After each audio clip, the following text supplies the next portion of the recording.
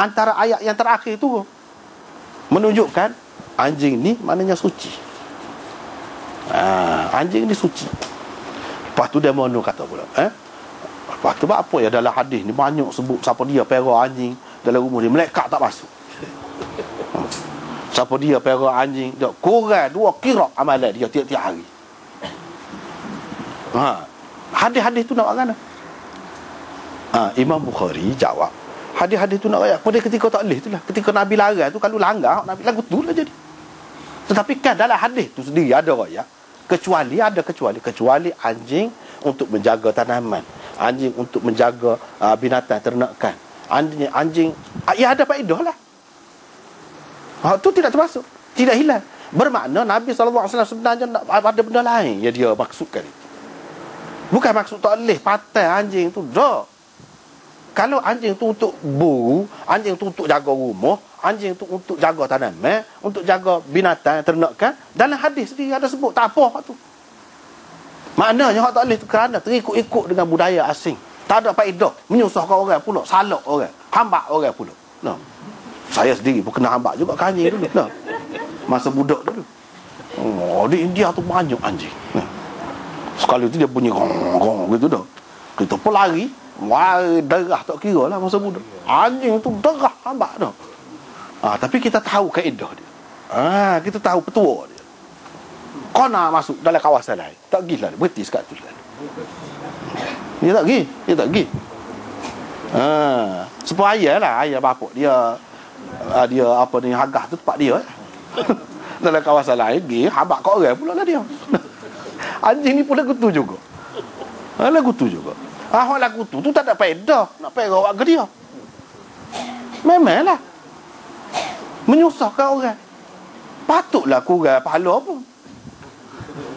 Menyusahkan orang, menakutkan orang, bahaya, mengancam orang. Tapi kalau anjing tu hak cerdik sungguh, anjing hak orang perah ni, hak Tuhan kata mimma 'allamakumullah, Tuhan ajar kamu nak perah dia. Dia senyap ya.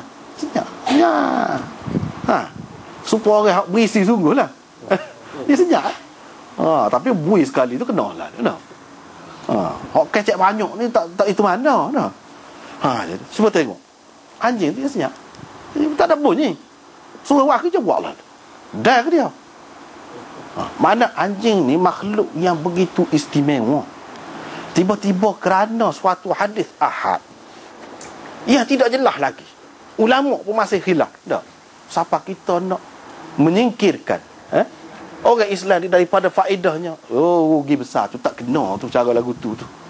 Imam Syafi'i sendiri hak kata najis anjing, dia tetap ikut hadis untuk tanaman, untuk gani kecuali tu. Tapi kalau dia berak dia kecil, lagu tu kena basuh gitu. Tapi dengan cara kalau kita pakai lagu tu seperti dia nak berak anjing, susah. Sedangkan Nabi buat susah tu nak suruh orang tak perah dulu. Habislah cerita tu. Sekarang ni orang perah anjing untuk mengesan penjenayah, untuk mengesan dadah, untuk mengesan orang yang terperangkap di bawah runtuhan bangunan. Macam-macam faedahnya. Dah Tuhan sebut sebagai nikmat dia sebut. Hak kamu ajar. Allah ajar kepada kamu. Dalam Quran Allah tak ajar cara nak asuh, nak didik anjing. Tuhan ajar lagu mana. Hak Tuhan ajar tu melalui kebijaksanaan semula jadi Tuhan buat manusia.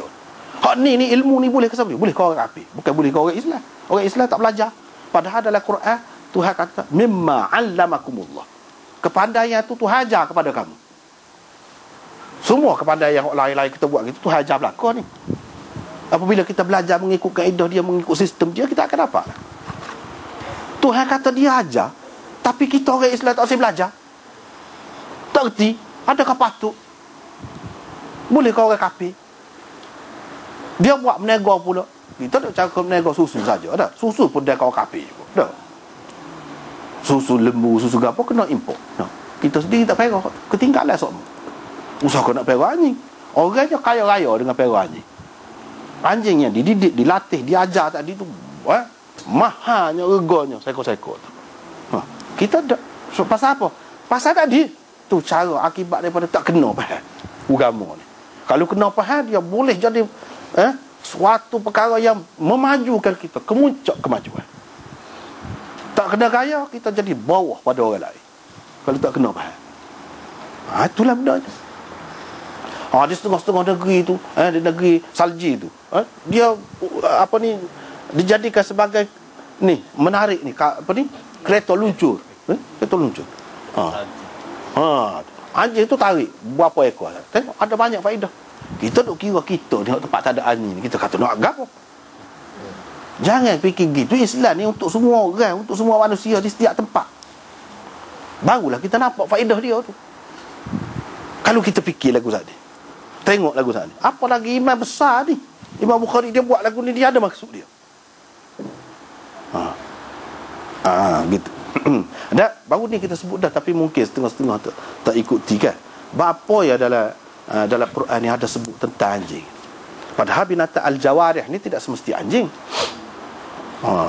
Burung lah, boleh juga kita latih, ajar dia untuk berburu. Dalam Quran, dalam Islam ni ajar sampai begitu sekali.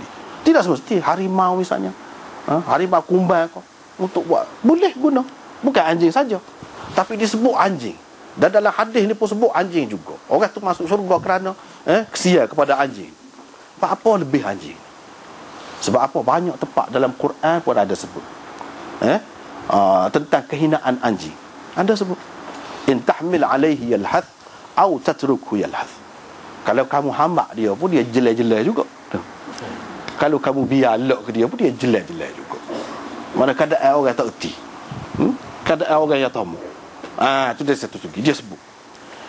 Lepas pada tu tengok dalam hadis ni suruh bunuh, suruh basuh bekas dia hak kena dia tu 7 kali, 8 kali, berapa kali tu. Banyak benar dalam hadis. Binatang yang seperti ini mungkin padahal bukan zat dia tu, yang tak moleknya dak. Tapi kerana sebab sampingan, sebab sementara, sebab yang berkait dengan waktu tertentu sahaja. Kalau tidak Tuhan royak mari dalam ayat, dalam surah akhir ni, mungkin orang akan pandai teruk benar anjing. Sedangkan banyak faedah dia. Allah SWT tak siwi juga kita ni terhalang daripada mendapat faedah anjing tu. Nabi SAW pun tahu dah, bukanlah dia larang, dia kata gitu-gini nak suruh kita ni tak dapat apa-apa faedah daripada anjing, tidak. Tetapi kerana sebab yang lain, untuk itu maka ada di dalam Quran. Seperti kalau di kalangan sahabat kan, cuba kita perhati dalam Quran, setara Abu Bakar tu tak ada sebut nama dia dalam Quran. Tak ada. Lebih setara mana? Sayyidina Ali ke, Sayyidina Uthman ke, Sayyidina Umar ke, tak ada. Hak ada sebutnya Zaid. Zaid. Falamma qada Zaidun minha wataran zawwajnaka. Zaidun ada sebut. Bila Zaid habis ceritanya dengan bini dia tu, kami kahwinkan bini dia tu dengan bini dia Zainab. Tengok. Apa? Sebab Zaid ni dia telah mengikut Nabi dan dia sudah susah hidup dia, seksa hidup dia kerana mengikut Nabi, dan macam-macam orang kata masyarakat ni. Situ. Begitu juga dengan anjing kita tengok. Sebab di satu tempat yang lain dia sudah terhina sebegitu sekali. Dan banyak perkara yang menyedihkan dia. Pandangan orang lah, kata dia ni tidak layak, nak menghapuskan amalan jahiliah, mengatakan tidak layak ni bekas hamba nak menikah dengan orang Quraisy. Dia ikut Nabi. Dan apabila begitu, dia ni bukan anak Nabi. Orang kata macam mana Muhammad nak nikah dengan anak dia sendiri, dengan natu dia. Jadi anak angkat rakyatnya bukan anak sebenar. Kalau dulu dia orang panggil Zaid bin Muhammad, lepas pada tu turun ayat ud'uhum li abaihim, dia kena panggil Zaid bin Harithah. Sedih belaka tu. Benda berat tu bagi dia tu. Sedangkan masa kecil lagi, dia tu bila keluarga dia mari cari, nak hantar balik lah kira. Nabi pilih ikutlah. Nak duduk dengan saya kan, nak balik kepada keluarga kamu kan. Sebab dia ni orang buat lari, jadi hamba sampai itulah betul lah. Jadi dia asalnya bukan hamba, orang mulia-mulia, orang biasa, orang merdeka, keturunan dia, tapi jadi hamba. Tapi dia pilih Nabi, dia tidak pilih keluarga dia. Pada ketika tu tengok betapa banyak sedih dia. Lepas tu cerah pula dengan bini.